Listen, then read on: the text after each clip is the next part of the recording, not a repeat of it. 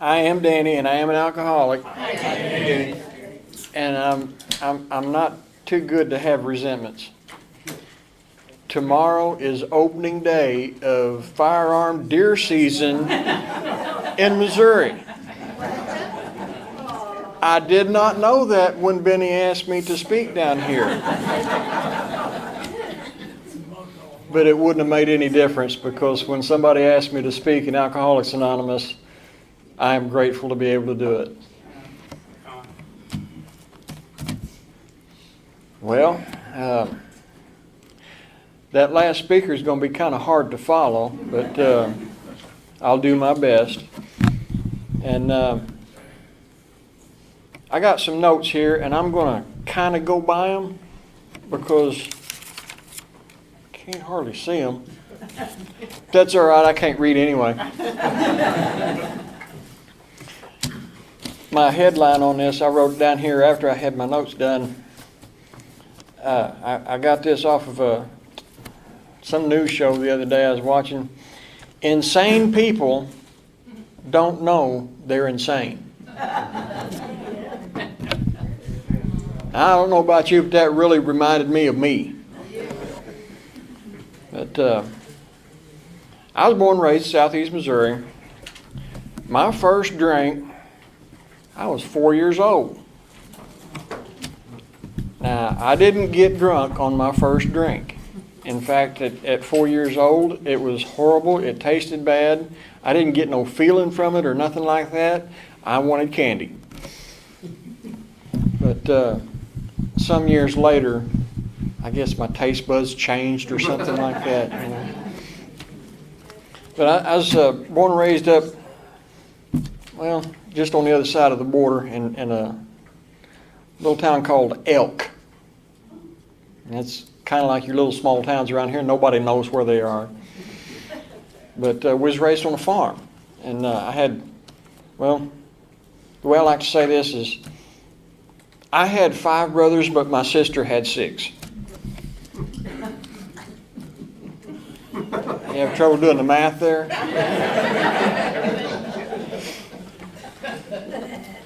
But I was the youngest of 7, and we lived on a farm. And my brothers say we was dirt poor, but by golly, we had a lot of dirt. We had cows and chickens and pigs, and just a whole farm thing like that. So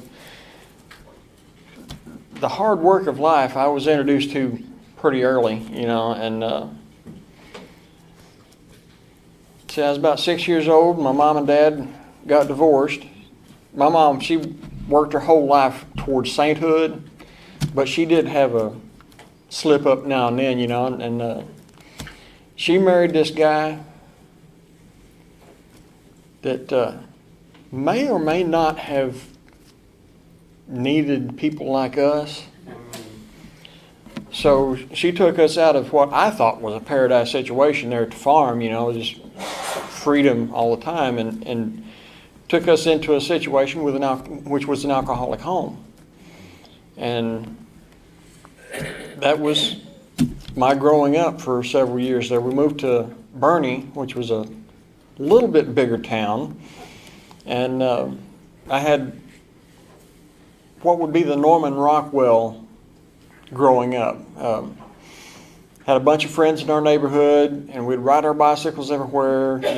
Everybody had a Christmas tree on our whole block. It's just what you would see in Norman Rockwell paintings, except behind a lot of those doors were the secrets, like your stepfather being drunk and abusive.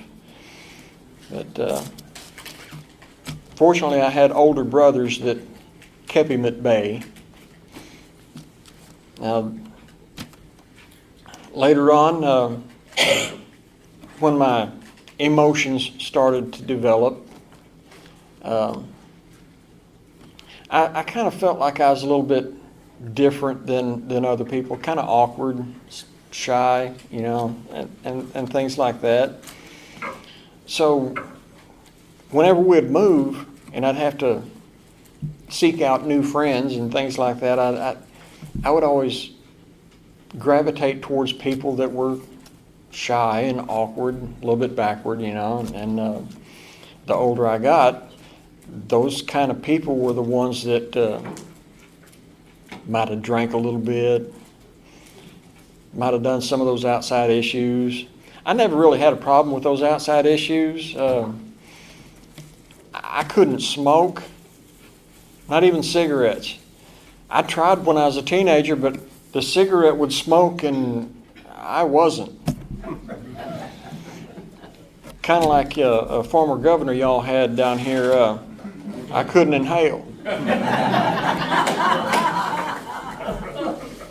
I understand that. The smoke just would not go down in there, so I never really felt any effects from tobacco or anything else like that, so that wasn't my problem. So I'm not here to talk about that. But then, on up around junior high, which I think is a common theme for most of us, maybe the first part of high school, I was reintroduced to alcohol.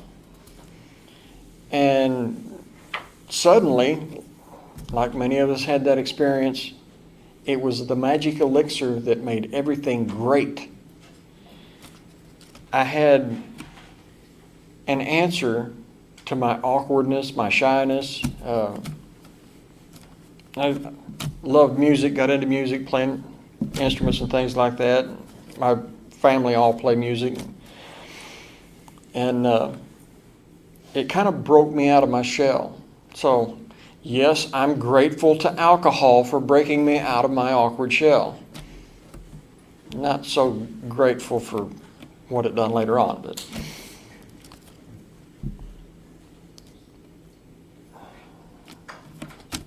see, after high school, like I mentioned before, I was from a family that was taught that work is where money comes from. So I went to work just as fast as I could to make money to buy alcohol. Another thing, I was kind of particular on my alcohol too. I couldn't drink enough beer fast enough to get me to feeling the way I wanted to feel before I'd throw up. So my calculating mind is thinking, I've got to figure out a way to get this feeling without the throwing up. Because, if you're in a crowd of people, they really don't appreciate you throwing up on their stuff. And I was getting good at it too. I could get some range.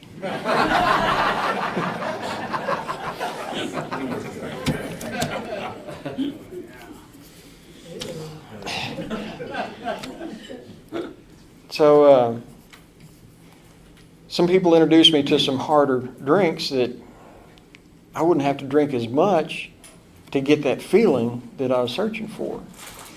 And that was my answer. I didn't drink, every day at that point, but like many of us, I drank as often as I could, as much as I could. And I don't have a blackout that I remember. Most of you got that. I do, however, remember a lot of my drunkenness, a lot of my Jekyll and Hyde kind of behavior, and a lot of that I had to write down and really had to work through because, like many of us, I did things that I just wasn't proud of.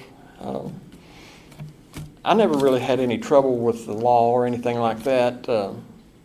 I think partly because up around Poplar Bluff, which I still consider it a small town, in Butler County, I was related to half, at least, of Butler County. So a couple of different times that I did get stopped by law enforcement, it was a relative or somebody that knew my relatives. So even though I didn't get a DWI or anything like that, It wasn't for the lack of opportunity. All those gravel roads in the Boot Hill, I knew every one of them. I used to brag about it, saying, yeah, you could put me out on a gravel road at midnight, blindfolded, and within 5 minutes I'd tell you where I was at. I don't think I can do that now, though. Haven't had to run those gravel roads like that in quite some time. Oh, which reminds me, I should give my sobriety date, September 12th, 1996.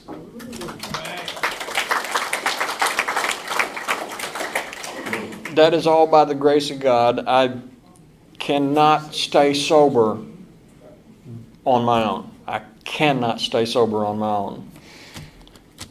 But once I started working, making money, I got into carpet laying, and my oldest brother, he got us into carpet laying. It made pretty good money, got to where I was on my own. I moved to Culin for my first house of my own. I moved into a trailer house, and I was working for a guy cleaning carpets, and that's where I had my first party. And I didn't have to live that double life like I did around my family, which, I was always the good kid out of the seven, and went to church, and all that. We was all raised in church. When I was a little kid, we'd go to Elk General Baptist Church, and on Mother's Day, they would have just about like what we did with the big books, only for the mothers, that had the most kids or been the mother the longest and stuff like that. It was always my grandmother. She had 12 kids, and my mom, she always came in second because she had 7. And so 7 of those kids was my aunts. This is going back to, I'm related to half of Butler County. So I've got 7 sets of first cousins with a different last name than me. So it's a big family. And like I said, they were all churchgoers. So I had to live one way in front of them. And then when I got my own place with my own awkward, backward, shy friends that loved alcohol, I could live a different life with them. And I remember several times, that group of people that was at that party, I know of 3 of them that are dead from cirrhosis and 1 of them from liver cancer. And that crosses my mind quite often. 1 of them overdosed on some kind of pills. I don't even know what it was, but still, just that information alone should tell me there's something wrong with that lifestyle. But my calculating mind wants to figure out the loopholes and figure out the ways to get around it. So, I could exist in this world and be comfortable. Because at that time in my life, I could not be comfortable without alcohol. Of course, I learned later that this is a progressive disease, and just as my life progressed and I did different things and went different places, the alcoholism progressed too. I got hooked up with a guy that was laying carpet in hotels, very much like this one. It was Drury Inns in Dallas, Texas. That was great. I didn't have any relatives down there. We was working on the 3rd floor of this hotel. I looked down the hall, somebody come out of the room. Oh, they looked familiar. They was from Rogersville, Missouri, which I lived in for a short time. I had been to church with that man. Turns out their whole church group was down there. But that didn't last long. They went through, and I was there for about 2 months, and we was working hard, making great money, and we'd go right next door to a restaurant called Bennigan's, And that's where I was introduced to the jumbo margarita. Served in a fish bowl, and you had to have at least 4 people at a table to order it. Now, the other people I was hanging around with, they couldn't drink like I could, but I made sure we had 4 people at the table for sure. I didn't care how much they drank. I wanted my fish bowl. But it was kind of at that point, though, where I started to lose the control that I thought I had of alcohol. That's the point where I discovered the morning drink to cure the hangover. Now, from there, I got kind of burnt out on that kind of work because it was, 16-hour days of hard labor, and come back down to southeast Missouri. Watched my uncle's pigs for a while, just to get a break from hard work like that. And then my other uncle, he decided he's going to help me out. And he had a gas business. He said, I need somebody to be a night watchman. So he set me up in a little shack there in the gas company, and I was a night watchman, and that was fine. I could drink whenever I wanted to, and it was good. Then he, I guess, might have noticed something was a little off, so he thought he was going to help me again. He said, I think we need to get you a commercial driver's license and get you to driving a bob truck. Okay, so here I am in the progression of alcoholism, driving a propane bob truck, either hungover or possibly a little drunk. And, that's one of those things I'm not proud of, but, that's the kind of thing that happens to an alcoholic. And the crazy thing was, I was insane enough to not think I was really doing anything wrong.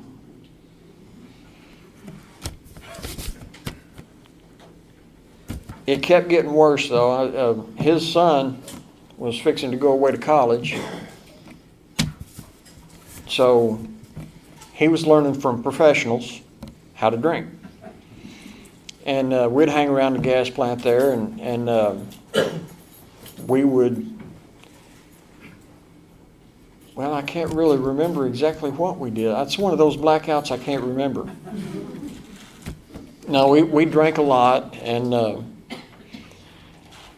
even though the people around us drank heavily, I guess I drank a little more heavily than they were prepared for.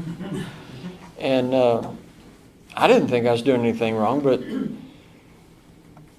I might have scared them a time or two, But that's just the way things was. And my insanity, I didn't think I was doing anything wrong.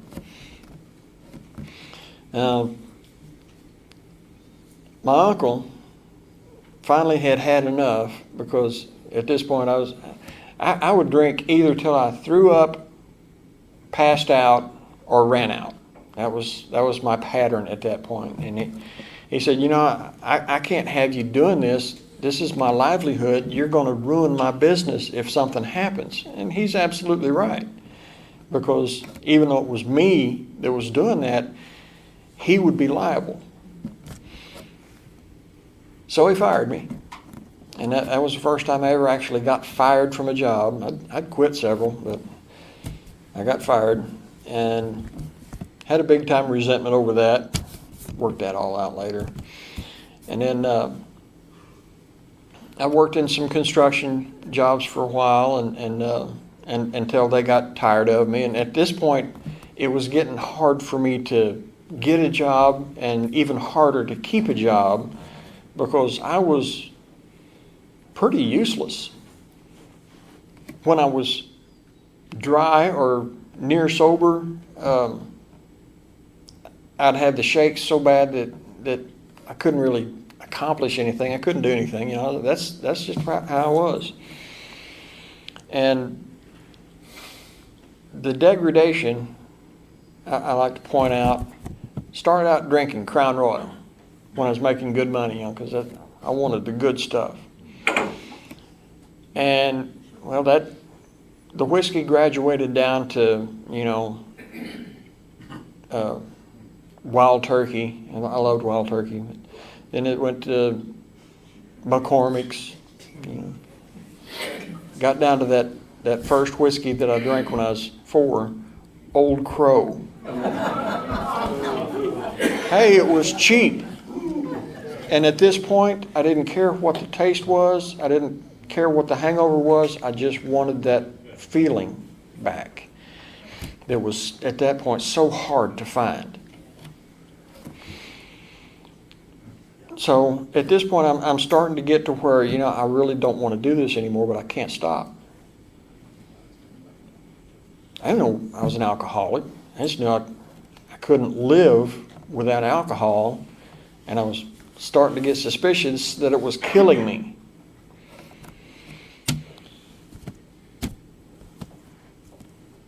So it went from Old Crow to vodka. And I don't know that there's a good vodka, but I'm definitely sure there's some bad vodka. When it comes in a plastic bottle, it's not the good stuff. But when you're pitching watermelons to come up with some money so you can keep drinking, you can't be too choosy. That was the downward spiral of my drinking. Now, I stayed on that bottom for a good little while. And at this point, that large family that I talked about that had tried to help me a time or two didn't seem to want me around anymore. Didn't seem to have any friends either that wanted me around anymore. So I was at bottom. And I would drink from alcohol poisoning to alcohol poisoning.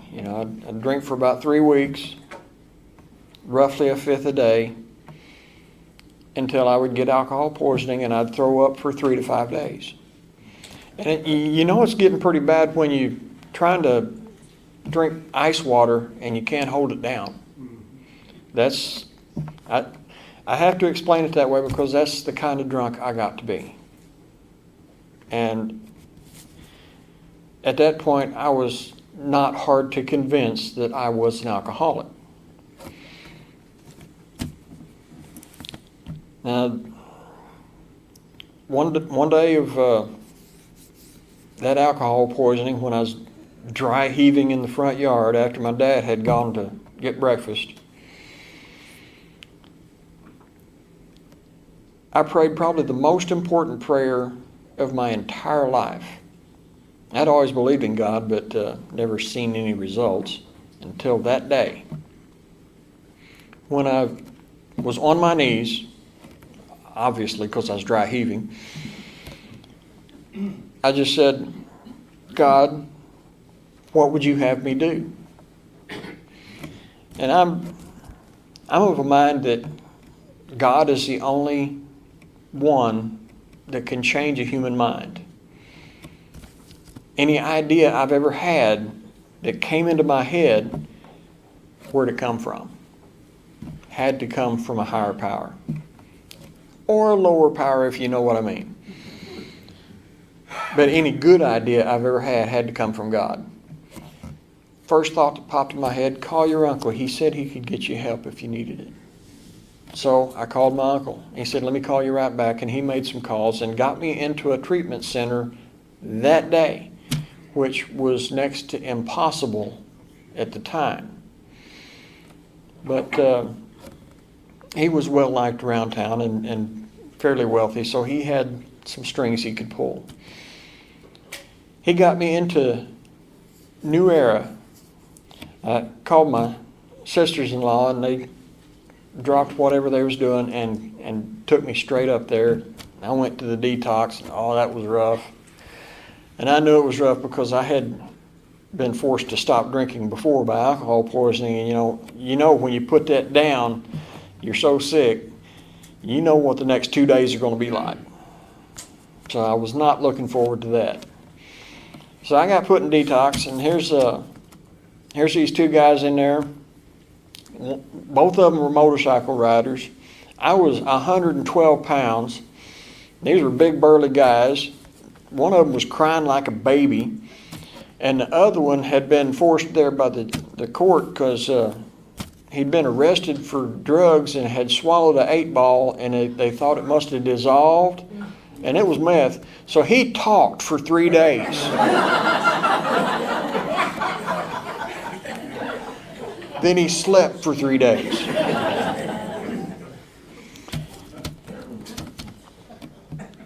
But that's where I got introduced to my counselor. You know you got the right counselor if his name is Crazy George. As few of you in here might have met him a time or two. But anyhow, he'd been sober a few years, and the treatment centers at that time were more based on Alcoholics Anonymous. You know, and that's exactly what I needed at exactly the right time. And he took one look at me, and I guess he knew that I would not open a book. I'm dyslexic. I have a hard time reading anyway. So he had a printout of the doctor's opinion, slid it across the table, and said, "Here, won't you read that, and we'll talk tomorrow." I thought, well, yeah, I can read that, you know. Holy crap. Now I know why I drank the way I drank. The insanity's there, but I have an allergy, or something akin to an allergy to alcohol. I have an abnormal reaction when I drink the first drink.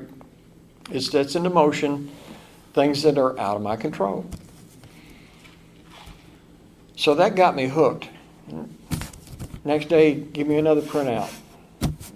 Bill's story.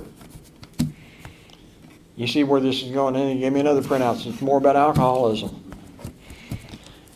Wow, they ought to put these in a book.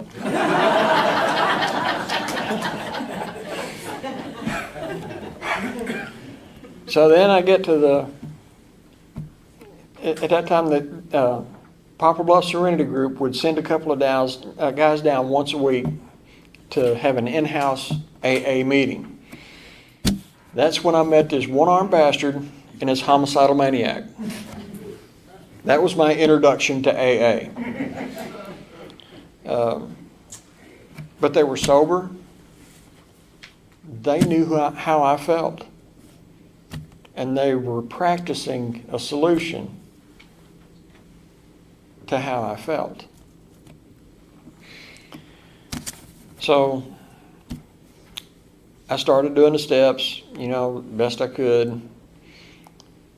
Came time to get out of the treatment center. I'm feeling pretty good. I weighed 123 pounds then. And went home. That half a bottle of vodka that I had hid under the steps was still there. And it scared the crap out of me, so I dumped it out pretty quick. And I'm sitting there fidgeting. What the heck am I going to do now? Well, they said, go to a meeting as soon as you get out. Okay, I'll do that. As soon as I got to that meeting, that one-armed bastard ran across the room, grabbed a big book, and said, "Here."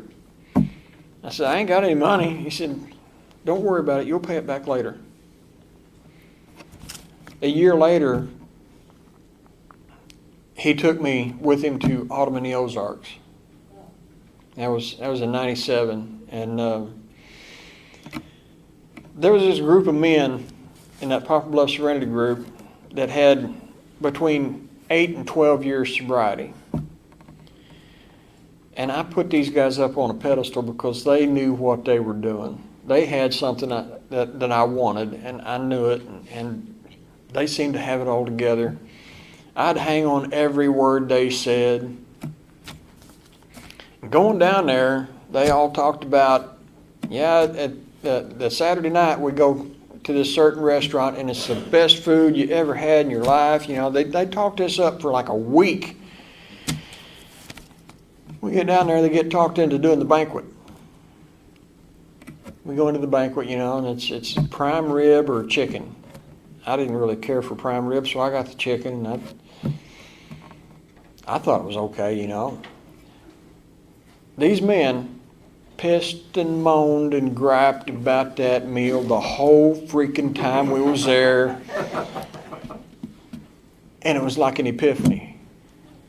These guys are just like me. And that was really the turning point for me in Alcoholics Anonymous.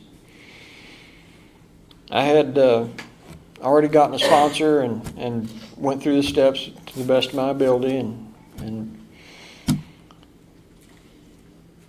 found out things about myself that I didn't even want to admit, and worked through them just like those men had worked through theirs. And that was wonderful. Some people call that pink cloud, when you're floating along there and everything's just great. You get your job back and your family likes you again and they let you around the kids and stuff like that. But, I don't know that pink cloud ever went away, because this thing's been pretty good even though I've had some rough times. I'll get to that here in a minute. But about a year in, met this girl. She was struggling a little bit, and I thought, well, maybe this is what I'm supposed to be doing.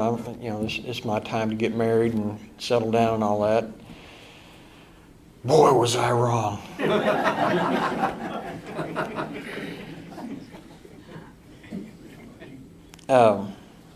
That relationship lasted about 9 months, and it was total insanity. She drank, I did not. The last time we ever spent together, I was trying to take her to a doctor's appointment. We was late. She blamed me, and I'm laying carpet at this time, so I have tools and stuff in there. She grabbed a carpet blade and cut me on the arm. I think it was this arm. And fortunately, we were in the parking lot of the emergency room. You think God don't work in mysterious ways? Go in there, I've got my arm, blood dripping down the hallway and everything. And who's in the emergency room as the supervisor of the nurses? My uncle. And so that ended that relationship. And I was staying with my mother. My stepfather had died, and she was by herself, so it worked out good for me and her both. And we was up at a little town called Puxico. And there was a meeting in Puxico. And there was usually about 5 guys there. One of them was that counselor that I had. And there's a couple other old farts there that, this is the old, the old-timer, hardliner, Alcoholics Anonymous. Big book or nothing. That's what it was, and that's exactly what I needed at the time. And then also I'd go to the Wapapella meeting, and there was a woman in there, which incidentally, I think just this week, 59 years, she'd point at you with this crooked finger and says, I know you're lying. I can see it in your face. She wouldn't take crap from nobody, and she just, love just oozed out of her. That's just how this works. So that got me back into the AA routine, and my mom had bought me a mandolin, and we got to playing bluegrass music, and she got 2 of my brothers involved, so we got to playing bluegrass, and we played bluegrass gospel music all over southeast Missouri. We even dipped down here in Arkansas a few times, and played over at Piggott, I think, Rector. So there for a span of my life, I got directed into a different kind of ministry, and it was wonderful. Still in Alcoholics Anonymous, I met another woman, and things were different this time. I talked to my sponsor about it, and he was okay with it. So I got married and had 2 girls to raise, and things were working just like they were supposed to. Now I have to apologize. I don't see any tissues on the table. You might need them. Things were going real good for quite a few years there, and had a new stepdad at that point, and he moved in with my mom at the farm and let us have his house, and it was great. The oldest daughter, she got out of high school, was going to go in the Marine Corps, was going to get married, got pregnant so she couldn't go in the Marine Corps. So my first grandson was born, which was a whole different experience for me. You know, before that I hadn't changed any diapers. I did then though, and then she had another grandson, and they were my world, and I was their world.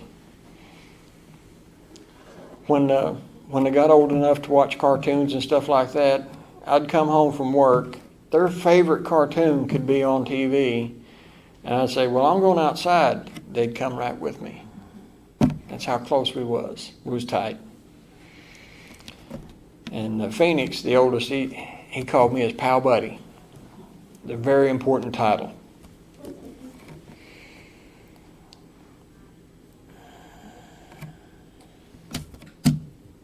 I'm going to need a tissue.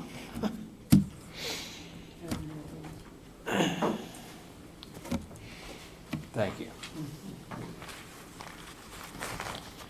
He was 10.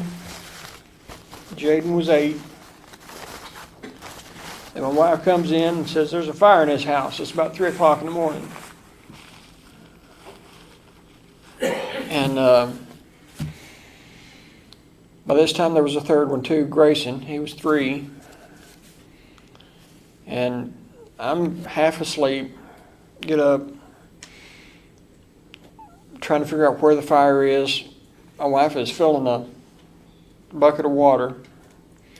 So I grab the bucket of water, I go in the living room, and I see fire coming up and coming over me, and the fire fell on me. And I couldn't get out the front door. There's fire. I couldn't get out the back door because there's stuff blocking the way. My grandson said, Papa, I'm scared. I tried to soothe him a little bit, but we didn't have time. Went to the back of the house and had this case about the size of this podium full of arrowheads, and I ripped it off of the board that it was bolted to and busted out a window. It's about an 8-foot drop. I jumped out. It's raining. It's 1st of February. Cold, nasty weather. And I screamed back at the window to start handing out the kids. Nothing happened. So I ran around the house and grabbed a chair, and I climbed back through the window, left part of my left foot on the window, cut me to pieces, you know, and by that time the lights was out. It was dark. Smoke was coming out, and I could hear Grayson crying.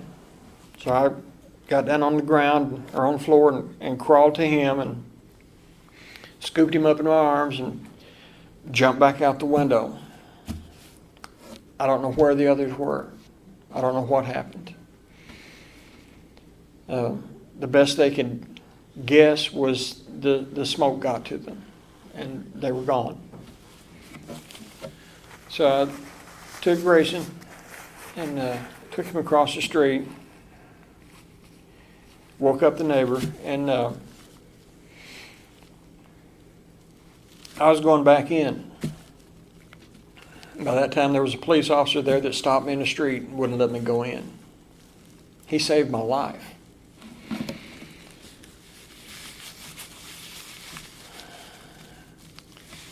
And Irma and Phoenix and Jaden died that night.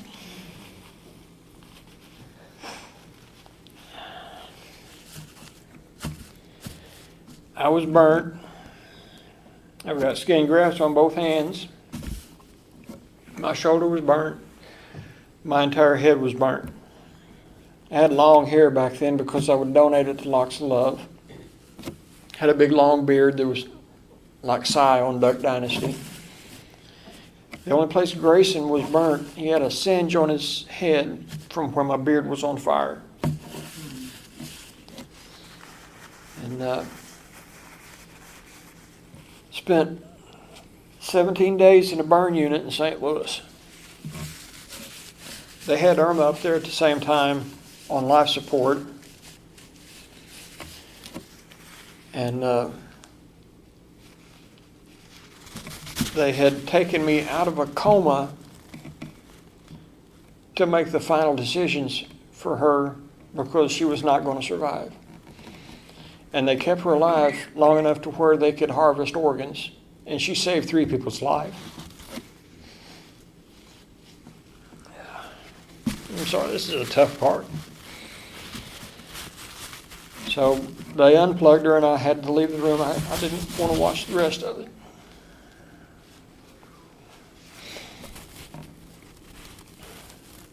I had skin graft surgery the same day that they were harvesting her organs. That's the tough part of my story right there. And I tell that part of my story to tell this story. A couple of years later, I'd gotten back into AA and I got hooked up with a fellow that most of you probably will know from Papa Love, Ray B. And we were going down to the Boot Heel Roundup. And on the way back, we just drove down there and drove back. It was late at night. And I was talking to Ray and I was telling him about that story. And I said, you know, and through all of that, I never once had a desire to drink. And Ray said, that's because of that complete psychic change. I try to say it exactly the way he said it. If you know Ray, you know he doesn't talk very fast. But that was right. I don't know when it happened. But at some point in my journey, working the steps or taking the steps and living this Alcoholics Anonymous life, at some point that desire for alcohol to cure all my problems had been taken from me. I didn't work for it. I didn't earn it. I asked God to take it for me and He removed it. I'll let you know when sanity starts to come back. But that was the tough part of my story. And, you know, I hear a lot of people talk about God winks. You know, God doing these little things to brighten your day or make you think different thoughts or do different things. Well, some of us are a little more hard-headed, like our friend that spoke a while ago. You know, we need God thumps. So that was one hell of a God thump, and it redirected my life. I had to spend about 18 months rehabbing from the burns, and I was staying with my brother And Butler County and Poplar Bluff, the community around there, they got together and gathered me up a pretty good chunk of money, somewhere around $30,000, which I'm still in awe of that. But my brother said, well, it's about time you start thinking about getting a place of your own, won't you? Won't you think about getting a place up the lake? You spend a lot of time up there anyway. I said, well, that is a wonderful idea. So I found a place, and I'd been in construction and floor laying and stuff like that my whole life. So I bought this trailer and 2 lots up by Possum Creek and commenced to remodeling that thing and fixing it up and started myself a pretty good little house there. And I was eating dinner at this little diner, and one of my old AA friends come in that I hadn't seen in a long time, said, they're starting up this new group here. Just got it started over at the Little Brushy Church. It's the Wapapella Serenity Group. You ought to check it out. We meet on Thursday nights. I thought, that sounds like a great idea. So I did that. And that same lady with the crooked finger, she said, why don't you make this your home group? Okay. And later they said, well, we need an alternate GSR. Okay. Well, the GSR quit. Ever heard that before? So that started me on the service part of the program, and I needed that at that point so bad to get out of my own head. Because if I get back in my own head, I go right back to the fire. So everything's working great. Everything's just wonderful, I'm helping people in AA. I'm feeling good about myself. I'm out of my own head. Then this woman comes in the Poplar Bluff Serenity Group. I'm not an alcoholic. I don't know why I'm even coming up here anymore. I mean, just bad mouth. Everybody's getting tired of her. She went through, I don't know how many people trying to get them to sponsor her, and they wouldn't do it. She wouldn't do the steps. And I'm not taking the steps. I'm just not doing it. So I thought, God, is this really what you're wanting me to do? All right. I had no idea of anything but, try to help people, and was not looking for a relationship at all. So I told this girl, I said, and I could tell by the way she was talking to me, she was ready. And I'd heard before, if they're ready, you can't say anything wrong. If they're not ready, you can't say anything right. So she said, I don't know what to do. I've been sober now for, 2 or 3 years. And as many of us know, when an alcoholic quits drinking and he doesn't treat his alcoholism, things get a lot worse.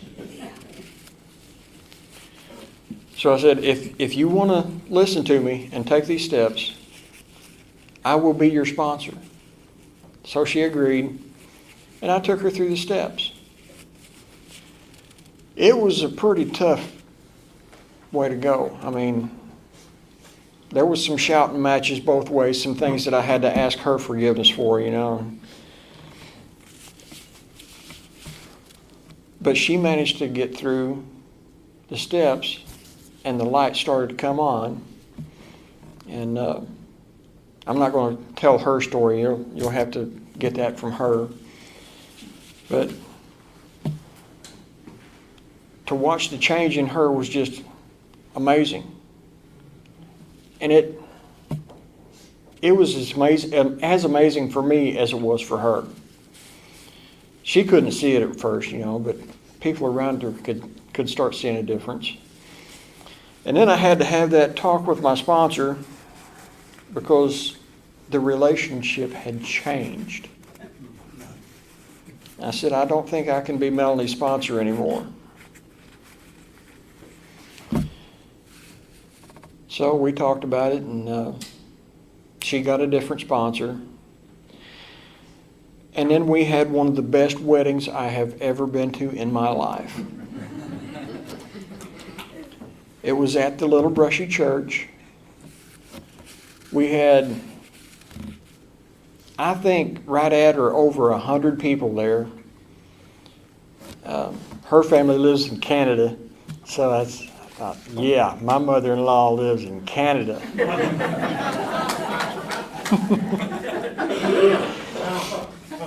And that's worked out really wonderfully. But had a good portion of it was my family, but there was a lot of people from Alcoholics Anonymous there. And my sponsor, he's a minister, and he said, functions like this shows you who's in Alcoholics Anonymous. You can look out there and see which ones are helping, which ones are, putting things away or putting trash away or helping serve or just doing different things like that. It's in our nature to do that. We just need that little encouragement, that God thump, That was over 6 years ago that me and her got married. And it's been one of the most interesting times of my life. It's a growth that I never knew I needed. But I think the relationships I had before got me to the point to where I was in the relationship that I actually needed to be in. And Melanie and I, we go to a lot of these conferences. I enjoy it immensely. They ask me to speak once in a while, which I'll do it. It's hard for me to do, especially that middle part. And but it's a story that needs to be told. And like Benny was talking about, we live right there at Wapello Lake. I'm 3 minutes from the boat ramp. So in the springtime, I am right next to Worthless. So in order for me to justify all this fishing time,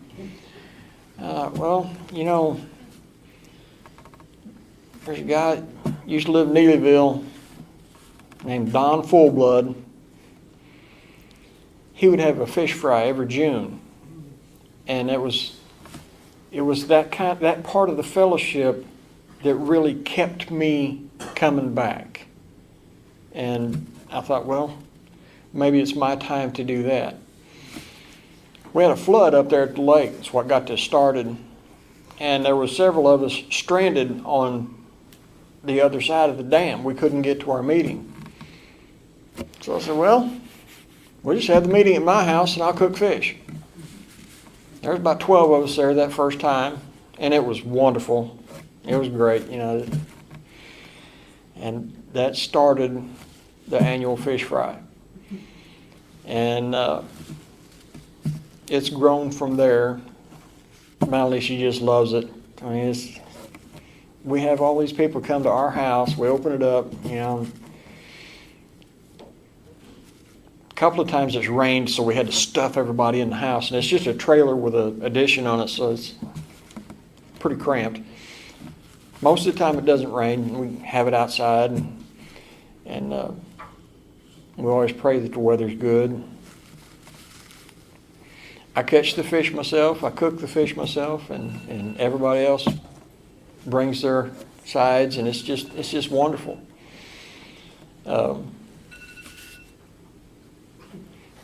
Somebody's alarm's going off. But the last few years at the fish fry, we've had, I think, either 4 or 5 districts represented, sometimes 3 states represented. I think the most we've had so far is 45 people. That's a lot of people to have in a trailer. But we've always had enough fish. I usually like to cook enough fish to where people can take some home with them, you know. And it does me good to see people come. We always have an A meeting there, you know, and you can't help but have a gratitude meeting at a fish fry, especially if the weather's good. Everybody's just grateful, and we have newcomers come, and it's just a wonderful, wonderful time. And there's several people here tonight that have been to that fish fry. And yes, I'll invite everybody. Just kind of let me know so I know how many fish to catch. But now, as far as what I'm doing in AA, the good people of District 8 asked me to stand as DCM. I've been alternate DCM for a couple of years now. I thought, well, all right, I'll do it. I'll tell you why. Because I don't want to. And I've always been told there's two different kinds of meetings that you have to go to. The ones you want to and the ones you don't want to. And I'm glad to be of service, and this is just a wonderful, wonderful place to be. And I don't think I'm going to have too bad a resentment about missing an open day of deer season. Thank you for inviting me down here to speak to you. And no matter where I go, in a conference or a meeting, I feel like I'm among family. That's all I'm going to share tonight. Thank you very much. Thank you.